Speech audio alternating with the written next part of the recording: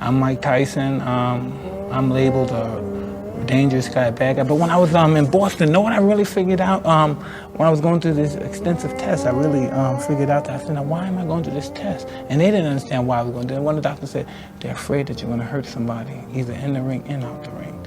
And I was dumbfounded, because I said, what about somebody hurting me? Does anyone care about me being hurt? No one ever cares about Mike. They look at me like I'm some juggernaut. I'm stone cold, no emotion. Because maybe I project myself to be that way because that's my defense mechanism, but in all actuality, I'm very fragile. And that's why I strike out so much, because I'm fragile and I'm easily hurt. Speaking of history, you said one time that one of the things you learned is that to succeed greatly, you have to be willing to fail greatly. Oh, 100%. No one failed more than I did. I deserved all the credit I received. Nobody's seen more than I've seen. None of these fighters, none of these athletes. I'm the king of the barbarians. There's no one that could surpass me in the pain I've endured. That brings up, obviously, tough memories for you, that pain. Yeah, that's probably so. I can deal with it, I can handle It seems like it's a good deal in the past? Nah, it's never in the past. You guys don't care about me. I don't particularly care about you. But your guys, I can't beat you guys, but your guys got a better you hand than I do. You guys control the media and the press. But sometimes I know I say things and I offend people. I ask this lady lewd questions because I'm in a lot of pain too. You know, I'm just in the pain that I'm going to have for the rest of my life. And by some way, a little is possible. I'm trying to give some of that pain to y'all. You know, I mean, sometimes you guys, they have no pride, so it doesn't matter what I say, it doesn't affect you guys, because your guys don't care about nothing but money. So every now and then I kick your foot and stomp on you and put some kind of pain, inflict some kind of pain on you, because you deserve to feel the pain, somewhat of the pain that I feel. It doesn't faze me what anyone says about me. It doesn't matter what anyone says about me. You know what I mean? I'm a totally different entity what other people think. Michael and Tyson are two different people. I'm Tyson here. To my children and my wife, I'm Mike and Daddy, but I'm Tyson here. Tyson's nothing. Tyson's just a freak. Tyson's just somebody that generates a ton of money. No one knows me. No one has any kind of consideration for my feelings, my pain, anything I've ever been through in my life. I'm not afraid of nobody or anything but Allah. You know what I mean? And I know I got my issues. I'm belligerent. I'm sometimes vicious and violent, but that's just because of what happened. Yo, anybody, look at my life. Look at me, I've been embarrassed, humiliation, degradation, and any other TION you can name that's negative, right? But listen, and you're gonna ask me why I'm angry, why I'm like this, and all of a sudden I look back in retrospect and say, oh man, I've been devastated. And the only thing you can say is that I'm paid, I'm rich, and my life and soul's been torn apart. I love you too. People are opportunists.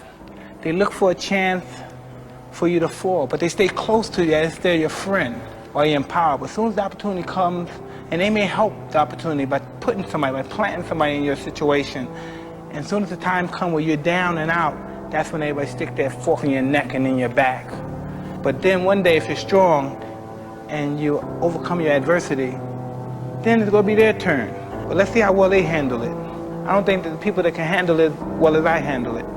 They're not as tough as they think they are. Everyone thinks they're a tough guy, they're a big shot, but they're not, deep down inside. If you strip them down for what they truly are, they're cowards, because they manipulate and they misuse people. And only cowards do that because they're insecure themselves and their own manhood. I talk to the smallest, wimpiest guy in the world the same way I talk to the biggest, baddest motherfucker. But I can talk to 50 fight people, and they'll say, this guy is close to becoming the best heavyweight ever. Well, they don't know me. They don't know what goes in my head. They don't know. They don't know my insecurities. My insecurity is totally different than any other man's insecurity, I believe. I really believe that. I could be wrong, because I'm usually wrong. But, like, what are your insecurities? My insecurities is performance, more than how my lifestyle, how I'm living, and what I bring in as far as income. My insecurity is performing well. In the ring? Yeah. I totally will lose my mind after bad performance. I totally freak. So do I. I totally freak. Let me see, it haunts me. Totally freak. Because you're embarrassed, you're humiliated, you feel like and you people let somebody... people watch me fight because they say, wow, you still look great. A win is a win, but I fight for perfection. Do you achieve it? Huh? Nah, no one does. But we aim for it. George Foreman too. It's hit the bag. Boom, boom, boom, boom, boom. That's how he works out, gets sweat. He used to break the bags though. Yeah. He used to knock them down. Heavy puncher. The heaviest? Yeah. See, I thought that was you. Nah, he is. I can't match somebody's powers who's that big and that much mass. You know, the only thing that allowed me to be excited because I threw it faster than the other guys. More explosive. How did you explode like that? Was that natural? No, nothing's natural. I was nothing about me natural. Only my desire to win was natural. I had a great teacher. Did he instill that desire in you, your coach? No, only you can do that. Yeah. You're born with it and somebody can elicit it out of you.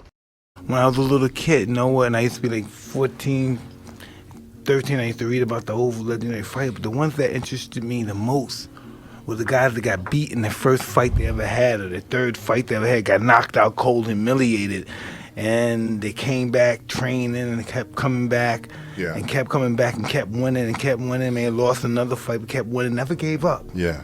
Never became discouraged. And then one day, they got a chance to fight for the title. Boom! Knocked the champion out, another champion. Boom. Boom. Imagine if they would have gave up and got discouraged when they lost or got beat or got knocked out. And then once they became champion, they became champions for long runs. Broke their history books and record books and stuff, but they never gave up. You know how easy it was to give up being knocked out, humiliated in front of people, but they stuck to it. Because they showed that you don't have to be perfect. You could have flaws and still do sensational things that nobody else could, duplicate. From my experience, I found out that God, it tests you. It tests you and see how much of this you can take before you say, let's just be finished with this. You know what I mean? It wants to show you something. It wants to see how much you can take, how much you can handle of life. You say you love life, you want to live life. I'm going to show you life. Life is beautiful, but you have to accept the good and the bad as being beautiful. You can't accept the good, oh, this is beautiful. Then we lose somebody, oh, life sucks. Life is beautiful because life gives us the ability to just know them on our journey in life. We met them. We loved them. We cared about them. They cared about us.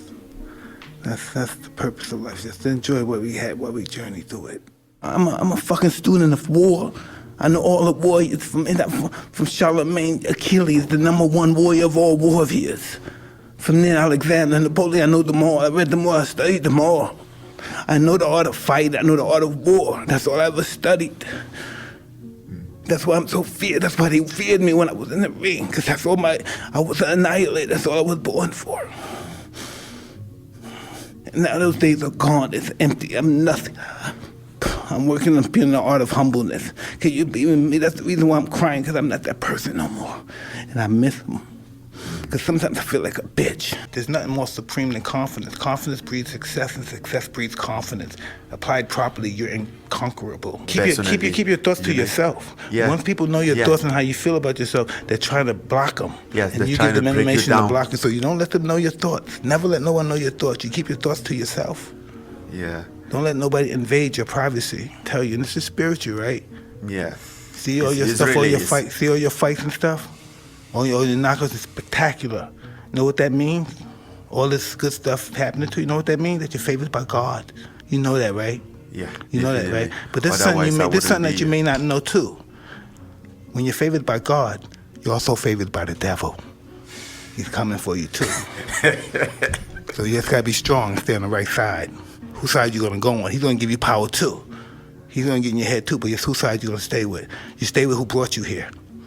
You go home with the guy that brought you to the dance. You don't have to be smart, you just know just to do it and it's gonna work. You only gotta stick with what's work. You know what's not gonna work. You've been in Africa, you know what's not gonna work. Your friend, oh, this is not good, you're never gonna be in it. Doubt is not gonna work. No doubt, doubt should be eliminated. You should be a doubt annihilator.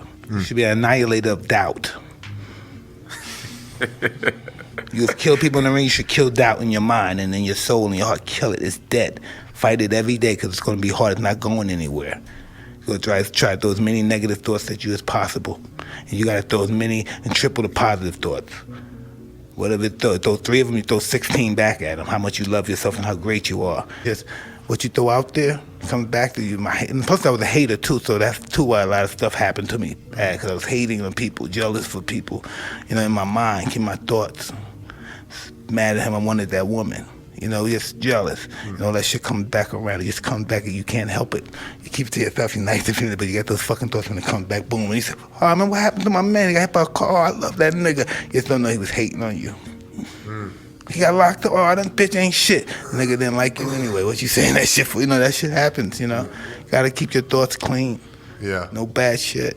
Else when it's bad, you got some bad shit, you gotta say, I'm sorry, I didn't mean that, God. Whatever, that's just my thing. I'm aware that a lot of people to me watch me and may look up to me and think I'm a certain kind of guy, I'm a good guy, but they have to understand that I'm not worthy of praise. Only God is worthy of praise. It's true. And they do these things. I used to look at YouTube and I see guys have Mike Tyson Immortal, Mike Tyson God, and I'm not worthy of that. You are, Mike. Hey, stop. I know me. You can think what you want, but I know. Not for somebody to praise me or anything, no. I'm always just Mike. I was one of those people that worship people because I had nothing. Imagine how low I had to be to worship a nothing.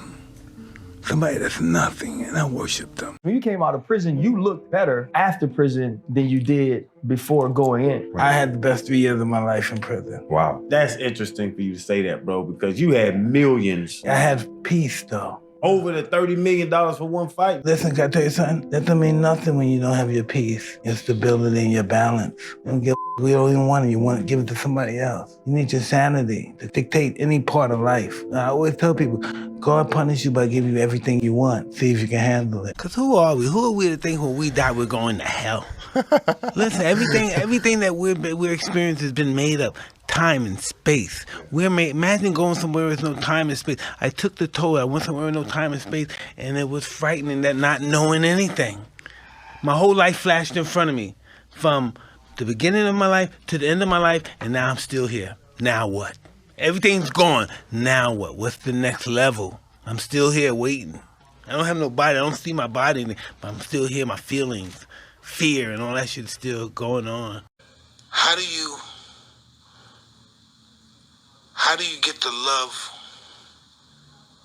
that your mother gives you from your wife? How do you get that love? That love doesn't exist with a man and a woman. Yeah. And sometimes I think I've been looking for that love from my mother and my woman, and it doesn't exist. And that's why I've been disastrous. I don't think God deals with us as a group like we do in church or mosque or anything. I think it's a one-on-one deal. After doing the toll, yeah, I think it's one-on-one. If you're not loving anything greater than yourself, you ain't living. You ain't living. That's about getting to know yourself. And if you live for whatever length of life you live and don't get to know yourself, it was a wasted life. But we're here for a reason. We don't know why we're here. You just ask yourself, what's your purpose? You don't even fucking know. So we're here for a reason. We're all fucking here. This is our purpose, to be here. Some purpose to educate one another, to teach us this, to teach us that. And we're just here. We think we're fucking pretty much steering our own life and putting ourselves in that position, but we're not. Yeah. We just, there's nothing coincidental. We just can't describe it. We all had our tests. God gives us our tests to really show how strong we really are. Tests that we don't even know. Maybe losing our parents at a young age, overcoming the adversity in life. Some people get shot. I know people get shot in the head. It's what happens when you deal with that adversity. What are you gonna do? You gonna lay down for it, or you gonna keep fighting it? And that's what life's about, fighting adversity and overcoming adversity and seeing what kind of person. Are you going to be bitter and mean because life wasn't kind to you, or you figured it wasn't kind to you? Or are you going to say, fuck that and live life to its fullest means? Because if I have everything, what's my purpose of living? I don't want to live anymore. If I have all the money in the world, all the women in the world, all the clothes in the world, all the drinks in the world, everything that I need to stimulate me as a human being, why do I need to live anymore? Well, I'm torn sometimes. Yeah. I want to kill myself too. Everything I did wrong gave me riches and wealth and everything that everybody else wanted. But I just wanted to be like everybody else. That makes sense? It does. Because that's one of my biggest fears. Getting high again. Going out and fucking with people I don't even know. Put my life in some strangers' hands. Look at this stuff. This is history here. You're history. This is garbage. I can say I bled for garbage. So this is meaningless. No, at one time it meant a lot. When you're just a young kid, this is everything to you. But then you realize your priorities change. And you just want your children to be happy and do nice things, and that makes you happy. This is nothing. This is just nothing, man. You just met me. I'm a little kid. He said, you're gonna be the world champ. It's interesting, Mike. You get emotional when you talk about Cuss. But you've said Cuss didn't like it when you showed emotion. Oh, yeah, like, Why didn't he want you to show emotion? Did he equate it with weakness? I don't know what he did. I didn't know I was the one. Well, you were a specimen. Things more than that to be a fighter. You have the chance to send an email to Cuss. What would you write in that email to Cuss? Oh shit. How did I do? That's what I'm saying, how did I do? No one really knows Mike Tyson. Nobody's really friendly with Mike Tyson, except Cuss D'Amato. Cuss more than just boxing. It was everything.